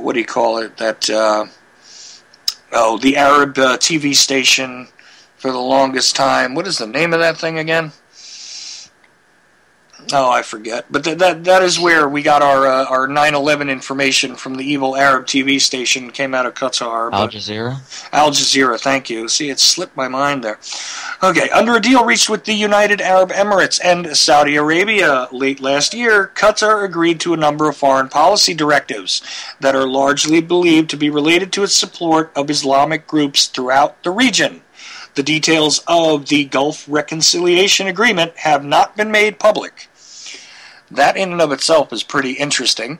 Of course, Saudi Arabia, always a player, and the UAE, always a puppet regime, all with plenty of oil and riches and royal families that integrate with our political crime syndicates. Sorry, I stepped out of the article for a moment. Okay, back to the article. A number of Egyptian Muslim Brotherhood members were forced to leave Qatar last year after the UAE, Saudi Arabia, and Bahrain withdrew ambassadors from Doha. The three Gulf countries had accused Qatar of interfering in their domestic affairs and of failing to uphold a security pact. Ambassadors were reinstated after a deal was reached in November. The following month, Al Jazeera's live channel, dedicated to coverage of Egypt, was shut down. Egypt had accused the Qatar-based and funded Al Jazeera news network of bias against the new government and of supporting the Brotherhood. The network has denied the charges and demanded Egypt free 3 journalists imprisoned there from its English-language channel. That article jumped around like you. Yeah, it did. I that's kind of why I grabbed it, because I thought, there you go. Yeah, it does a lot like you in that sense. Yeah, well, you know how it goes. I mean, It's always interesting to me to see how this stuff is played out. It's always a he said, she said. Well, right, and at the end of the day, we're not supposed to take anything from the from the Palestinian assets on the ground, the authorities as they were, or the so-called militant groups as serious. But let's just slip by the fact that 2,100 versus 70 seems to be any sort of a conflict. I'd say genocide rather than conflict, but that's just me. Yeah, well, it does seem that way, doesn't it? I mean, I'm sure more Israelis might slip and fall at their mikvahs than actually be killed by Hamas, but, sounds like the U.S. Yeah, it does, doesn't it? I mean, more people are killed by slips and falls in the tub than are by terrorists, so... And the numbers in the retaliation are... more than likely triple the numbers actually lost on our side. Yeah, and not only that, but I mean, if you think that for a moment that the AP is accurately reporting the slaughter of Palestinians over there, you're out of your mind. They don't want to have themselves, ejected or imprisoned in Israel or any other, surrogate state that has concerns with the Israelis, as it were. So, no, if you want to go into more Israelis, did you see that Louis Gohmert interview? No, tell me about that. Where he said the new Congress will 100% back Netanyahu, and if Palestine goes to the UN to become a state, the U.S. will defund it. Well, really. I am, color me not shocked. Color me not shocked. I wasn't shocked either, but hey, it's something. And I know that that's your doggy, so... I don't know why she's freaking out. She's the good one. Uh-oh. Maybe it's because we have brought up Israel, and therefore they're... She's the service dog. She's the controlled one. Oh, that's really weird then. Oh, man. Okay. So, really, there's nothing new under the sun when it comes to this whole conflict. Gaza would be a really wonderful resort area if they would stop this nonsense. Yeah, it would be nice if they didn't bomb it. Yeah, it would be nice, wouldn't it? And the thing is. See, and I'm starting to trace more and more things back to the British Crown, which is something that I stopped short of saying over there on that People's Internet Radio, because you knew that's where I was about to go, and I stopped. Yeah. Why did you? Well, you know what it is? I didn't want to really rile up everybody. I figure if I go on there one day and we talk about the Opium Wars, and we talk about, the conflagration of the British Empire across the planet and how they have now controlled other greater empires and the city of London. Those guys hate the British Crown just as much as you and I. Well, yeah, but, sometimes it upsets people when you say that, the District of Semiramis here, along with Vatican City, along with the City of London, are really the trifecta of the power structure as we see it on the planet. Some people take offense to that, And I wasn't sure if I wanted to open up that particular can of worms with your people over there, so... Well, if you do a show on the network like I think you wanted to, it's what I had gleamed at least. That's a topic you can delve into, I'm sure. Oh yeah. But look, if it's under my own banner, I'll be more than happy to accept the hostility. But I didn't want to do it to you, so I got a lot of hostility anyway. Oh, come on! For not being there for 2 weeks because I've had technical issues. Well, people always think that you're the sweetest of the sweet, and they always cut you slack, brother. It's not like me. On here? Just, well, on here? I don't know on here. I mean, you're on... I didn't know what you were talking about, actually. Just in general, most people don't get too angry at anything you say, at least that I've experienced yet. But who knows? So I'll have to try harder, is what you're saying. No, I will not advise anyone follows the path that I do. So, now that we have effectively killed 25 minutes, woohoo! Let's look at it this way. Last week and previous weeks, we had discussions revolving around discussions in your classroom because, again, to point out to the listeners, Dylan is 16, so we're talking about the up-and-coming, about to emerge, tail end of the millennial generation here. Good luck, world. Yeah, well, and this is always a fascinating subject for me. So there's a recent discussion in your classroom, and this is something that we covered before, of course, when talking about Ferguson and everything before you went for your holiday break, talking about police brutality as an issue, racism as an issue, the divide and conquer strategy, the police state, so on and so forth, and what's wrong with American politics. The great solution among your peers was that Barack Obama is actually involved in the genocide against black people, and that at the same time, these people who also happen to be black in your class would be more than happy to vote for him again anyway, if they could. Even though they're the ones accusing him. Although they're the ones who actually accuse him of being part of the genocide that you would ostensibly believe they would be part of, nonetheless, I guess, suicidal thoughts do run through your school, but... yes. I got nothing. Yeah, you got nothing for an explanation there, and then seemingly rational people descend into these bizarre ideas. But you hinted to me earlier on your show that you actually had something new to report about these wonderful political social discussions in your class, so I'm waiting for it. Give me the setup, though. I mean, what was going on in the class? Again, the same class where... Hold on, the same class... where they wanted to know why there wasn't, some sort of film footage of the American Revolution or George Washington's inauguration as our first president. The very same class that had the intellectual strength to imagine that. So I always love your descriptions. Yeah, I can't help myself. I mean, I really, and I have to take my time saying these things because I just want to laugh. I want to laugh, but a part of me wants to cry or throw up in my mouth. So I have to, sort of rope it in and restrain myself as I go forward, right? So Dylan, and I don't even know if I properly introduced you. Of course, this is Dylan Wade, who does The Truth Speaks. You can find him on YouTube, on People's Internet Radio. Still on Shake and Wake? No.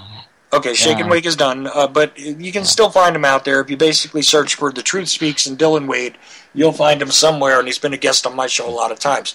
So, and you can find us on Climate Viewer, climateviewer.com. The network has not yet started. We're looking at different avenues. We don't want to use Google+, so we're looking at other servers. But smart. We are starting soon. We're just taking a step back. Right. Okay, so that'll be coming up, and I'll let people know when that happens. Okay, so what was the setup? Give me the idea what was going on in the classroom, and then we'll get into, God help us, what the new wonderful conclusion is. Because, Barack Obama hates black people, and of course, George Washington's inauguration footage is among the missing. So what is the new conclusion? Chuck, I think I can top both of those. Oh, no. Well, tell me first what was going on, like, in a legitimate sense before, the insane conversation ensued. My teacher put on a year in review, all the biggest news stories of the year. Oh, my goodness. Okay, wait a minute. We could have fun with this. Okay, so in other words, you come back after the new year to school, and he puts on some video that he has. Yeah, he puts on like a 3-minute video, basically briefly covering all the major, the 5 or 6 biggest stories of the year. Is this something that he put together, or did he just record it off of the TV? No, this is something that It's a website. I can't remember which one, but they do it for schools. Oh, okay.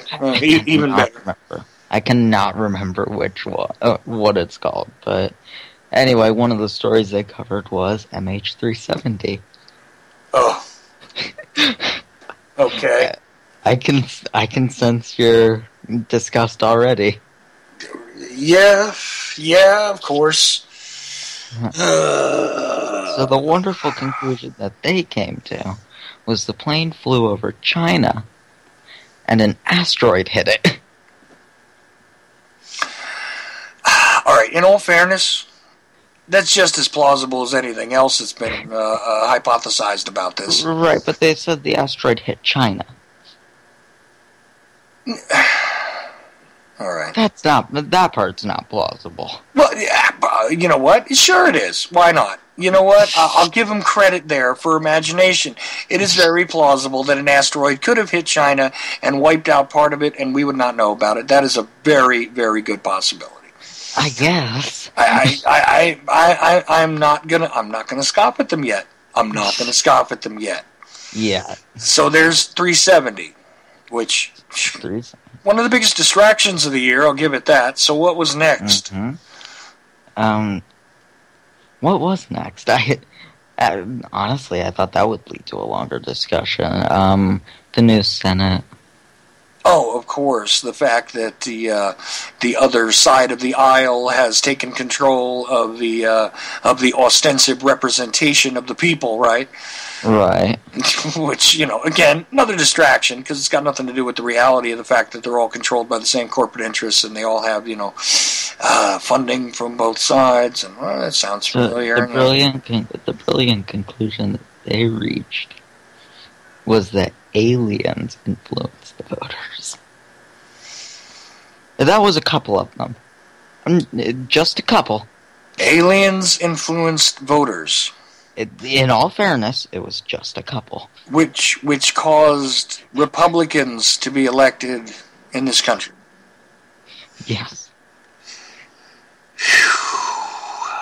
Can we scoff at them yet?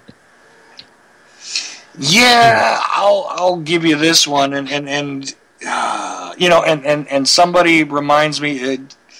Joe Friday in the chat room reminds me of a line from a movie, which is probably a couple years old now, but of course, you never go full retard, man. You just don't. But okay. I know that's a politically incorrect statement, but it just seemed to fit there. I don't know why. Aliens caused the Republic. Okay, so far, an asteroid hit the plane and China, and the aliens wanted the Republicans in office. Yes. Why do I think this is going to get worse? Okay. It's not. It goes up from there. It really does? Not much. Do you promise? Depends on your definition of up. Oh, all right. So let's hear it. There was a handful of stories. MH370 in the election of the Republicans to Congress, taking the majority role. This was the big watershed events of 2014, according to your school. Oh, government re-education, help me. Okay. Go ahead. Let's push forward. Ukraine. Okay. Possibly fairly legitimate, right? Because after all, it has a lot to do with the possibilities that are up and coming. I'll be completely fair to my class on this one. This is probably the most rational discussion they've had.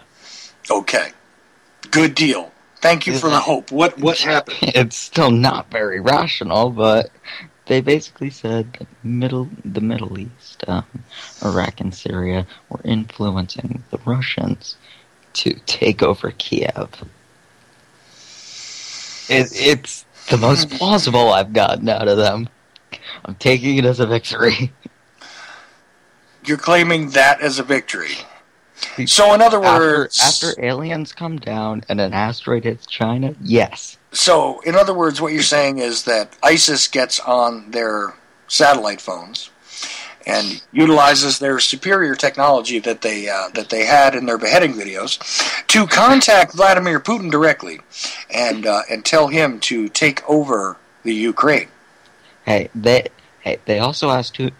They also asked if the British won the revolution, so I'm gonna take my victories where I can. See, but I say again, whether the British succeeded in achieving victory in the revolution is a reasonable question. Yeah, but you knew that's not where they were going with it. But listen, at least they're on the right path. At least they're on the right path. I mean... They're following the breadcrumbs without knowing they're breadcrumbs. Well, true, but I mean, with the Middle Eastern assets, telling Putin what to do. I mean, tail wagging dog. I mean, what are we talking about here? I don't know, dude. Aliens came down. I'm gonna take this one, and I'm gonna say at least they didn't go, like you said, full retard.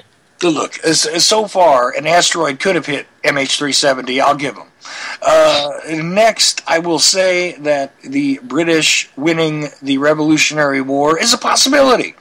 Yes, I agree, but I know that's not where they were going with it. So they don't understand. But even so, just because they don't understand it doesn't mean they couldn't get to a proper point from that jumping off start.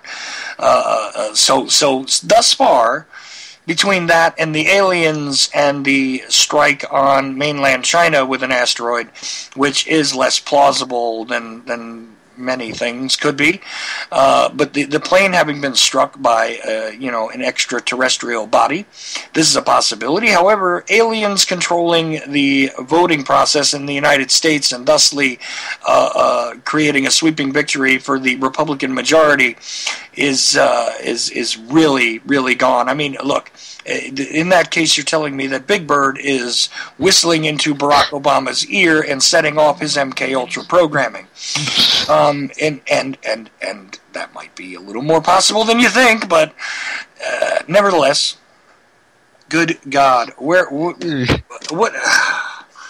I'm sorry, I do this to you all the time. No, it's okay. It's okay. I just the other one is a bit more of a contradiction. Okay. Let's get into... This is the last one, I promise. Okay. Unless you want to hear more. You know what? I am a glutton for punishment, so let us move forward and see how long it takes me to retch over it. ISIS. Okay. ISIS is what? Just the fact that it exists, the movements in Syria, the need for attack in Iraq, what? According to my class, not only is ISIS telling Putin what to do, but Putin and China are also telling ISIS who to behead so that America will bomb them. Okay. I love the silence because I never get silence out of you. It takes me a minute to readjust. Why do you do this to yourself? I don't know, Dylan. I don't know, but okay. Let me just make sure I understand this correctly, okay? Okay, go ahead. Okay. So, ISIS's beheadings are a big, huge story in 2014. Which they are. Which, okay. I guess. Part of the general discourse, fine, I get it. All right. But those that are controlling and telling them who to behead, who to trade for and capture, who to acquire as prisoners so that they can publicly behead them and spread their videos on social media, right? Mm-hmm. Those that are doing that are actually Putin and China. They're telling them strategically who to behead in order to create American sentiment that will force us to bomb the ISIL construct. Yes.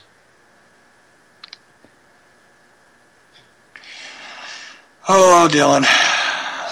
I'm sorry. I literally do not know what to say to that. Really? You knew what to say to the aliens, but not to this? Because it makes more sense to me that aliens would come down and do something on this planet. Now, whether they would support the Republican side of the ticket, on the other hand, is another issue. But perhaps I'm revealing my crazy a little here. But aliens coming down to cause things to happen seems to be a whole lot more plausible to me than ISIS being told who to behead by Putin and China. I don't know why. And I still give them credit for the whole who actually won the Revolutionary War. I give them credit for that. I give them credit for an asteroid might have struck MH370. But I think we've negated that. But we have now gone way over the cliff, and, you know, Wile E. Coyote didn't even get to hold up his sign on the way down. So, I love the analogy. man, what else? I mean, was there anything else in this? I mean, this is like 3 minutes of madness. I mean, 3 minutes of madness? No, this was 45 minutes. The video was 3 minutes. The discussion was another 40. Well, yeah. Well, of course, the discussion always takes longer than the demonstration. Right. But this is like setting off, you know, mind bombs in these kids' heads, and there's just nobody home to Wow. Okay, give me one last one, and then I'll ask you the ultimate question about this. Okay. Last one. It's real in Gaza. Oh boy. Okay. So, the fact that the people in Palestine are being slaughtered by the criminal state of Israel, yeah. And the presentation in the main, I'm sure it was in a mainstream sense about how Israel needs to defend itself from these terrible Hamas people and all that, right? That's probably what they were saying. Actually, I'll give it credit. It was on the right side. Oh, so they were actually talking about the slaughter of the Palestinian people. Well, they gave both sides, which is more fair than most media. You know what? I'll give you that. I give you that. I never see both sides on anything that would be remotely connected to being beamed into a school. You know, none of your alphabet agency controlled and funded, you know, 6, but soon to be 5 corporate entities would ever give you both sides of the equation, not even remotely. Okay, fine. Oh man, here we go.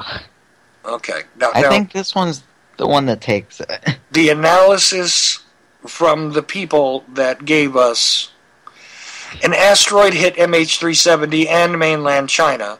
Aliens came down and influenced the American political scene enough to cause the election of a majority of Republicans in the Congress.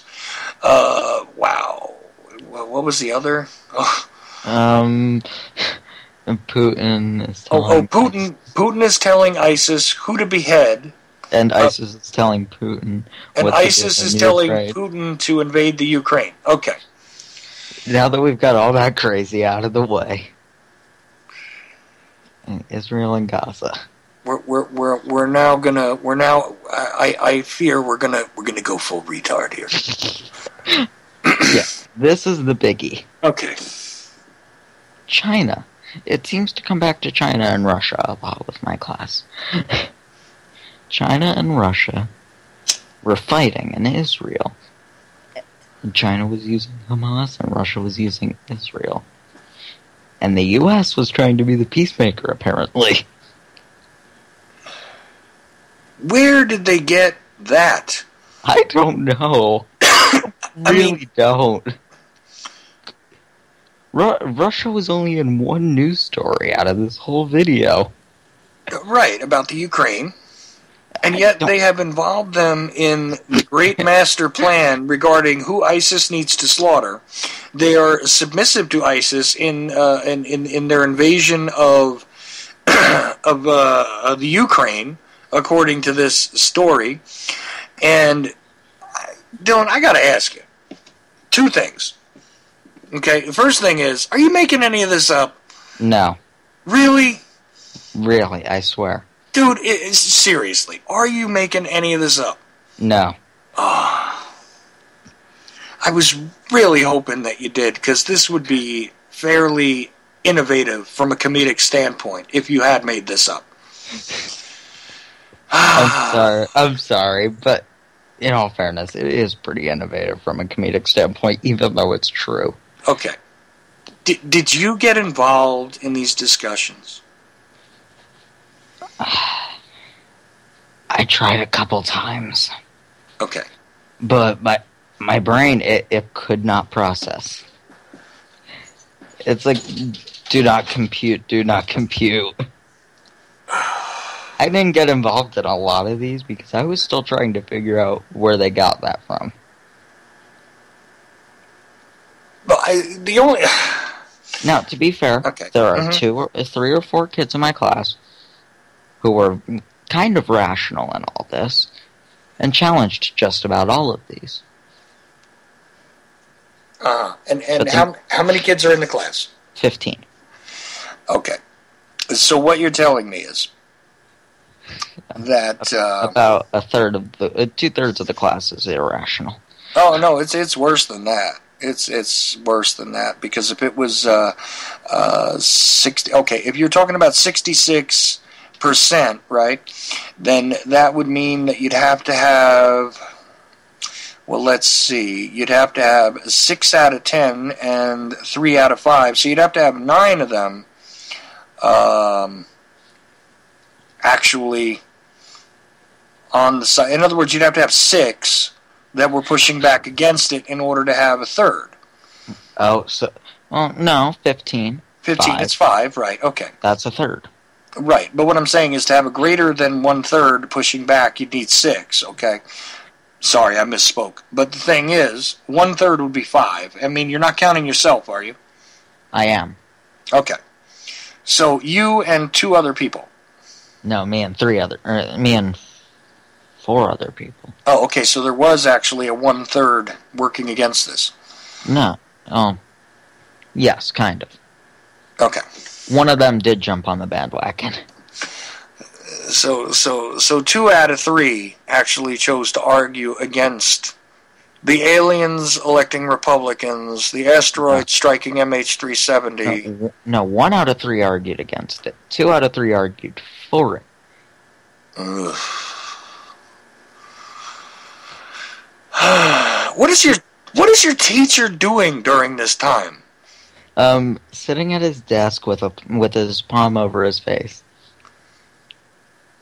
Well, give him a little bit of credit, I guess. No. At least being rational a bit. Job well done. These are the people that you've been teaching now for half a year. Congrats. Oof. I think they came in broken.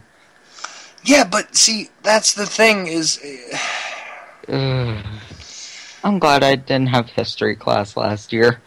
Oh my goodness. Dylan, you make me worry even more about the tail end of the millennial generation. You really keep do. Asking. I know, but... Don't ask if you don't want to know. But you see, I have this... See, don't ask, don't tell, let's ignore it, let's stick our heads in the sand. I don't do that. So I like to know what's going on and wonder to myself, because, rationally, these are people that are only a couple of years away from being adults. And then you wonder why... Scary? Yeah, and then you wonder why the adult population is as it is. I mean, take a listen to what it is they're doing, at nearly the zenith of their education, in the public schools. Look at what they're doing. This is their analysis of the events that are just, first of all, the events themselves are kind of spurious as the real watershed events of the year. But let's just ignore that and say that that's a matter of opinion. But the truly bizarre analysis of this stuff, it just, I can't shake my head enough. It is. Try being in this class every day. You get to hear about it once a week. Yeah, but look, man, I could ignore crazy if I was immersed in it. I mean, I did. Believe me, there was weird things going on when, okay. They don't teach you guys this anymore, but they were teaching us the structure of the Federal Reserve, right, when I was in school. No, yeah, they don't teach us. No. Yeah, they don't bother with that anymore.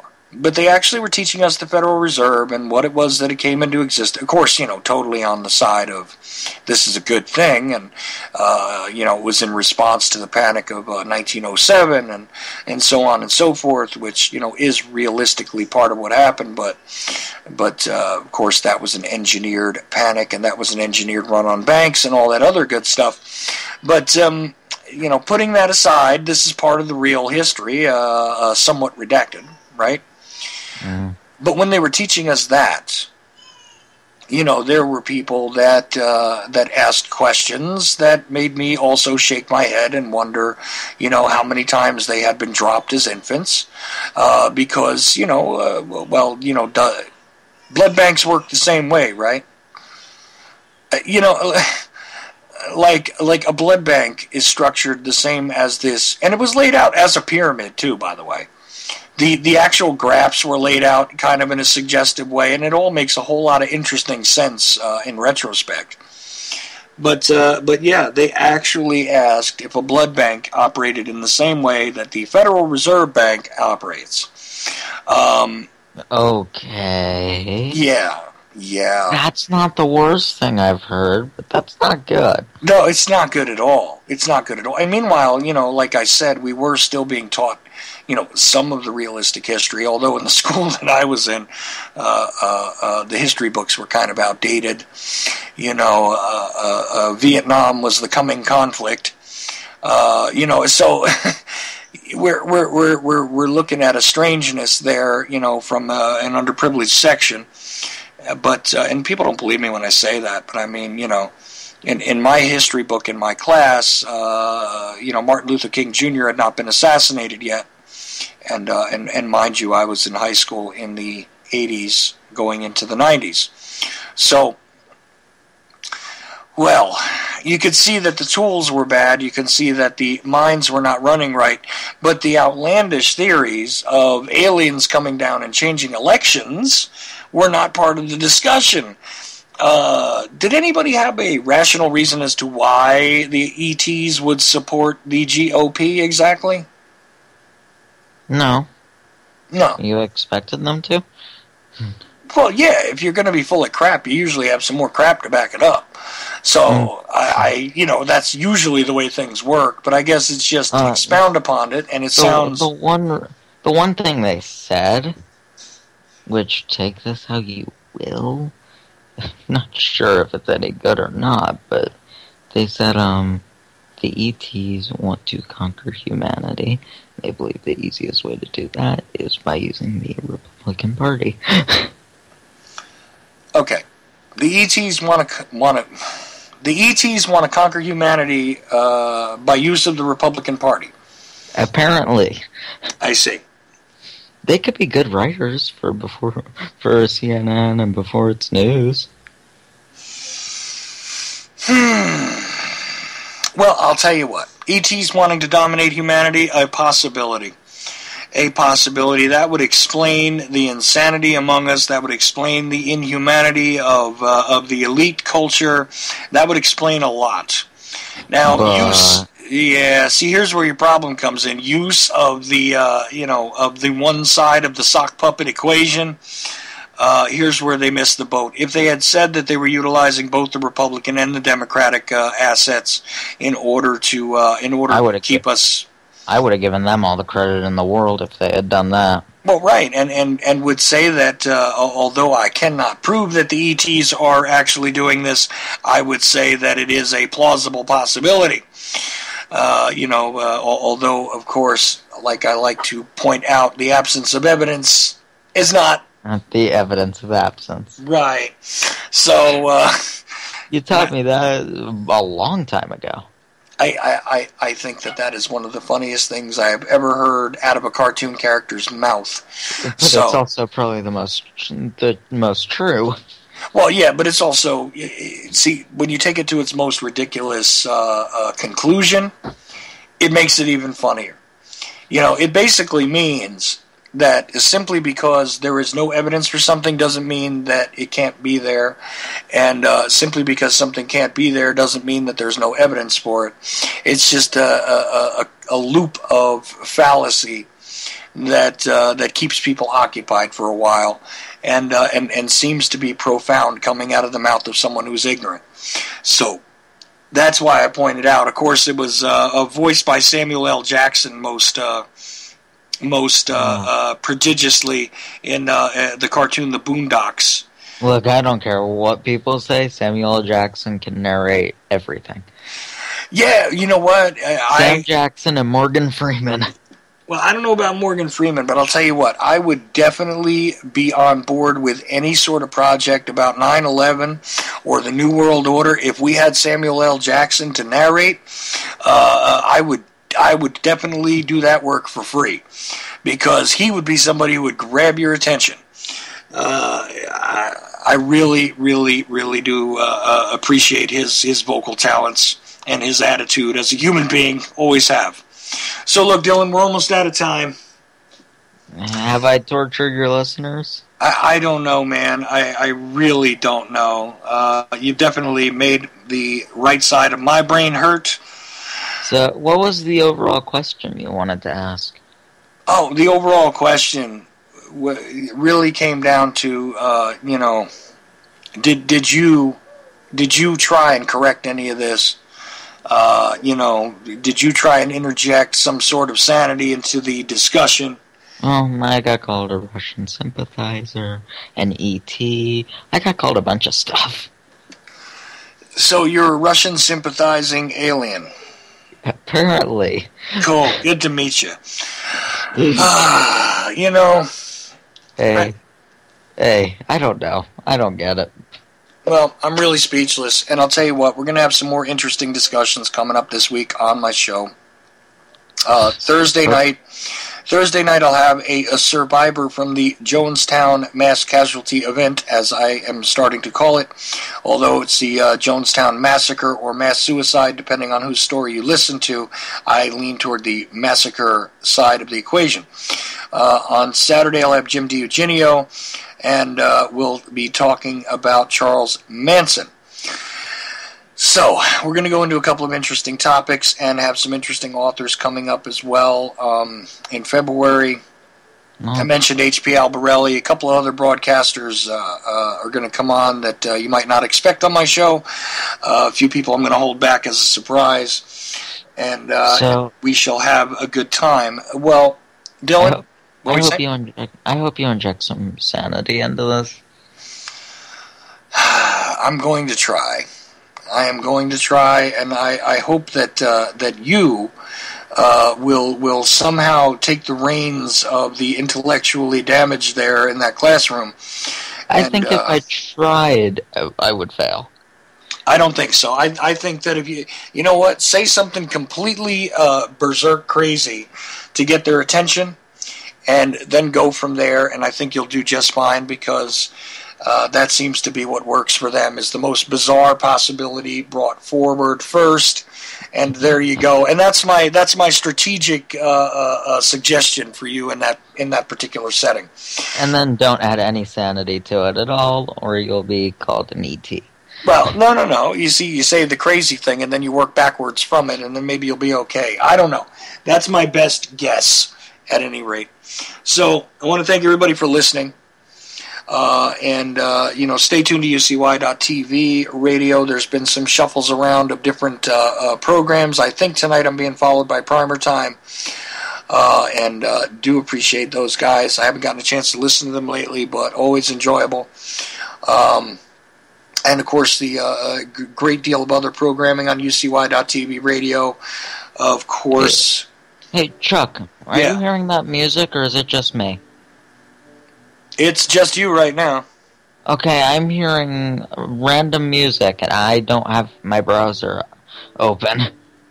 Well, I am vaguely hearing it. It sounds like an acoustic guitar. Yeah, it does. Hey, Google, get out of my computer. Yeah, that would be nice, huh? NSA, at least play some music I want to hear. Okay. Ay, ay, ay. Anyway. Good way to end the show. Absolutely. Dylan Wade, thank you once again. And again, thanks to everybody for listening. I'm sorry if I made you lose hope in humanity. It's not a problem, Dylan. Everybody have a good night. Webcam microphone up close. Webcam microphone up close.